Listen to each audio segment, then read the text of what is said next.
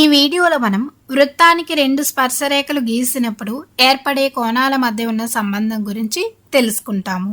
Two tangents on a circle. ఇప్పుడు మనం ఒక వృత్తాన్ని తీసుకుందాం. ఈ వృత్తంలో కేంద్రాన్ని O అనుకుందాం. అలాగే ఈ వృత్తానికి బాహ్యంగా ఒక బిందువును తీసుకుందాం. ఈ బిందువును A అనుకున్నట్లయితే ఈ A నుంచి మనం రెండు స్పర్శరేఖలను ఈ విధంగా గీద్దాం వృత్తం వైపుగా. వీటిని మనం PQ అనుకుందాం. అంటే AP అనేది ఒక స్పర్శరేఖ, AQ అనేది మరొక స్పర్శరేఖ అవుతుంది. అయితే ఇక్కడ మనకు A వద్ద ఒక కోణం అనేది ఏర్పడింది. అలాగే PQలను కలిపి P నుంచి కేంద్రానికి మరియు Q నుంచి కేంద్రానికి కలిపినట్లయితే ఒక త్రిభుజం అనేది ఏర్పడింది. చూసారా వృత్తంలోని. ఇప్పుడు P వద్ద ఒక కోణం, Q వద్ద ఒక కోణం కూడా ఏర్పడ్డాయి.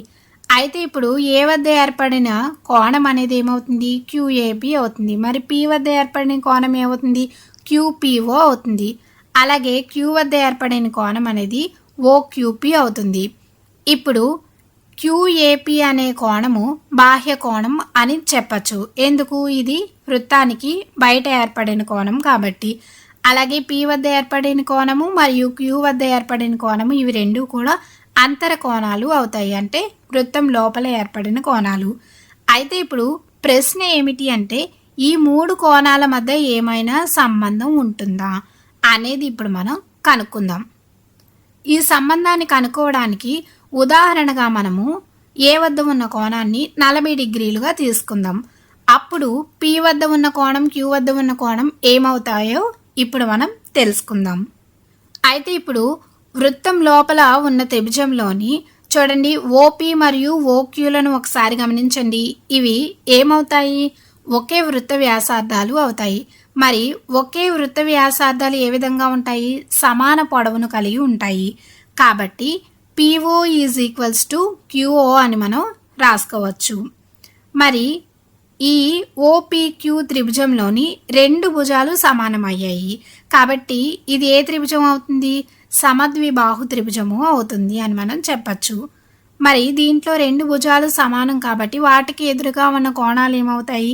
అవి కూడా సమానం అవుతాయి. కాబట్టి P వద్ద ఏర్పడిన కోణము మరియు Q వద్ద ఏర్పడిన కోణము ఈ రెండు కూడా సమానం అని మనం చెప్పచ్చు. అయితే ఇప్పుడు మనకు ఇంకా ఏ సమాచారం తెలుసు అంటే ఇక్కడ మనకు ఒక సిద్ధాంతం అనేది ఉంది. సిద్ధాంతం 9.2 నుంచి మనం ఏం చెప్పచ్చు అంటే వృత్తానికి బాహ్య బిందువు గుండా గీయబడిన స్పర్శరేఖల పొడవులు సమానం అని మనం చెప్పచ్చు. అయితే ఇక్కడ AP అనేది ఒక స్పర్శరేఖ, AQ అనేది ఒక స్పర్శరేఖ. ఈ రెండు పొడవులు సమానం అని మనం ఈ సిద్ధాంతం నుండి చెప్పచ్చు. కాబట్టి AP is equals to AQ అవుతుంది. అలాగే APQ త్రిభుజాన్ని తీసుకున్నట్లయితే దీంట్లో కూడా రెండు భుజాలు సమానమయ్యాయి. కాబట్టి ఇది కూడా ఒక సమద్విబాహు త్రిభుజం అవుతుంది. అలాగే దీంట్లో రెండు భుజాలు సమానం కాబట్టి వాటికి ఎదురుగా ఉన్న కోణాలు ఏమవుతాయి?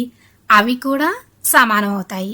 కాబట్టి కోణము QPA ఈజ్ ఈక్వల్స్ టు కోణం AQP అవుతుంది అని మనం చెప్పచ్చు. అలాగే ఇంకా ఏం తెలుసు అంటే ఇప్పుడు మనం కేవలం APQ త్రిభుజాన్ని తీసుకుందాం. అయితే ఏ త్రిభుజంలో అయినా సరే మూడు కోణాల మొత్తం ఎంతకు సమానం అవుతుంది? 180 డిగ్రీలకు సమానం అవుతుంది. కాబట్టి ఇప్పుడు ఈ త్రిభుజంలో ఉన్న మూడు కోణాల మొత్తాన్ని మనము 180 డిగ్రీలకు సమానం చేసుకుందాము. అలాగే ఇది ఒక సమద్విబాహు త్రిభుజం కాబట్టి దీంట్లో ఉన్న రెండు కోణాలు సమానం అవుతాయి. అంటే కోణం APQ ఈజ్ ఈక్వల్స్ టు కోణం PQA అవుతాయి అని మనకు తెలుసు. ఇప్పుడు మనం సమీకరణాన్ని ఏ విధంగా రాసుకోవచ్చు?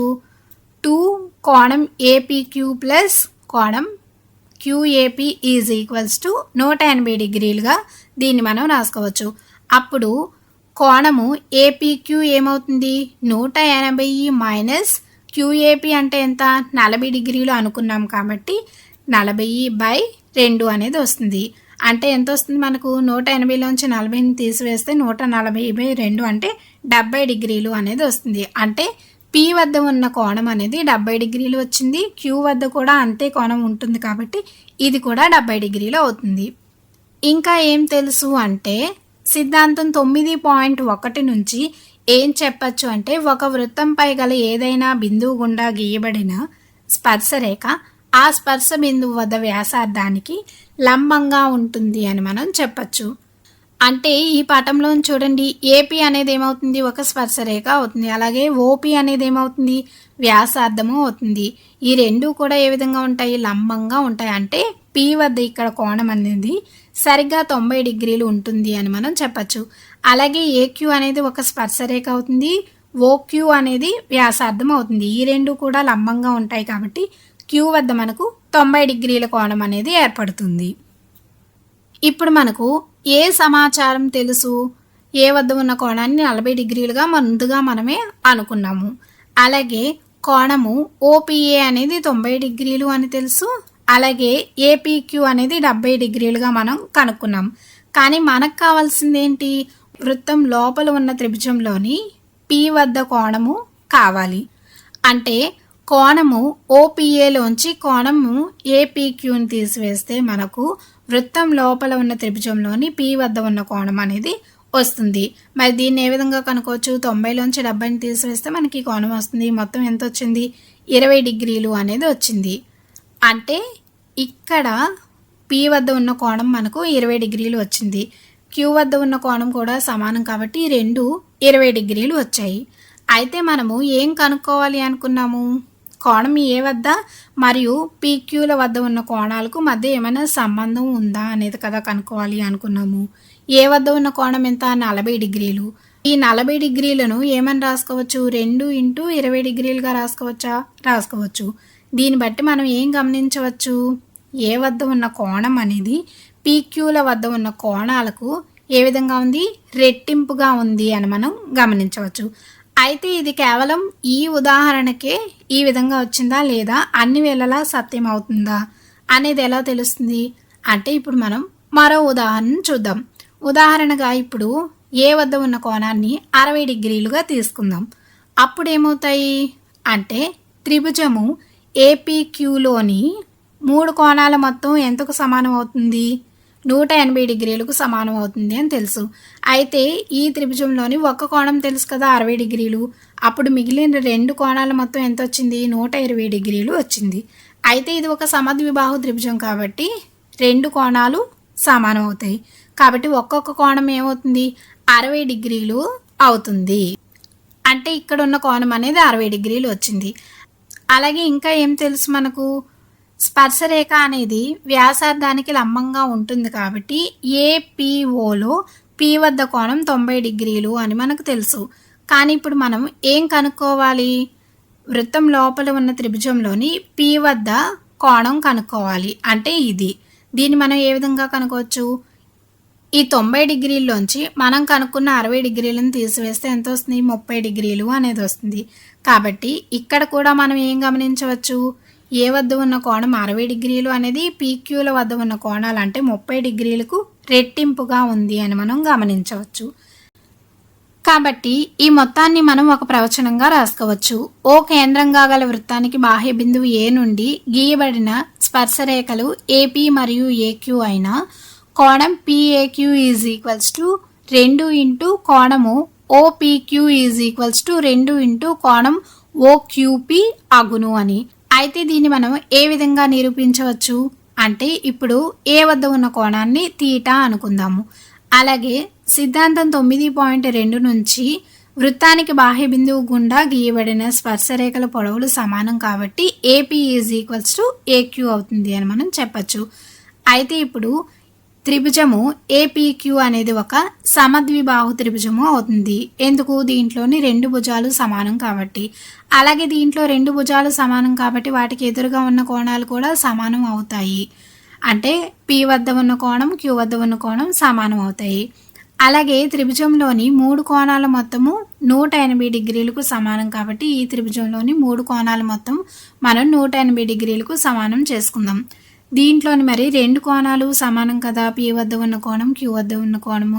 మరి ఈ కోణాలు ఏమవుతాయి అంటే 1/2 × 180 డిగ్రీలు మైనస్ ఏ వద్ద ఉన్న కోణం ఎంత, తీటా. అప్పుడు ఏమొస్తుంది, 90 డిగ్రీలు మైనస్ 1/2 × తీటా అనేది పి వద్ద మరియు క్యూ వద్ద ఉన్న కోణాలు అవుతాయి. ఇంకా మనకేం తెలుసు అంటే, కోణము ఓపీఏ అనేది 90 డిగ్రీలు అవుతుంది అని మనం చెప్పచ్చు. దీన్ని మనం ఏ విధంగా చెప్పచ్చు అంటే సిద్ధాంతం 9.1 నుంచి, అంటే స్పర్శరేఖ అనేది వ్యాసార్థానికి లంబంగా ఉంటుంది కాబట్టి. ఇప్పుడు మనకేం కావాలి, కోణము ఓపీక్యూ కావాలి. దీన్ని మనం ఏ విధంగా కనుక్కోవచ్చు అంటే కోణం ఓపీఏలోంచి కోణము ఏపీక్యూను తీసివేస్తే వస్తుంది. అంటే 90 డిగ్రీలు మైనస్ ఇందాక మనం కనుక్కున్నాం కదా 90 మైనస్ 1/2 ఇంటూ తీటా. ఇప్పుడు 90 క్యాన్సిల్ అయ్యి మనకేం మిగులుతుంది 1/2 ఇంటూ తీటా అనేది వస్తుంది. అయితే ఇక్కడ తీటా అనేది ఏమిటి, కోణము పిఏక్యూ అవుతుంది. అంటే ఇక్కడ ఏమొచ్చింది, పి వద్ద ఉన్న కోణం అనేది ఏ వద్ద ఉన్న కోణంలో సగం ఉంటుంది అని వచ్చింది. అలాగే క్యూ వద్ద ఉన్న కోణం కూడా ఏ వద్ద ఉన్న కోణంలో సగం ఉంటుంది. అంటే దీన్ని బట్టి మనం ఏం చెప్పచ్చు అంటే కోణము PAQ is equals to 2 into కోణం OPQ is equals to 2 into కోణము ఓక్యూపీ అగును అని మనం చెప్పచ్చు.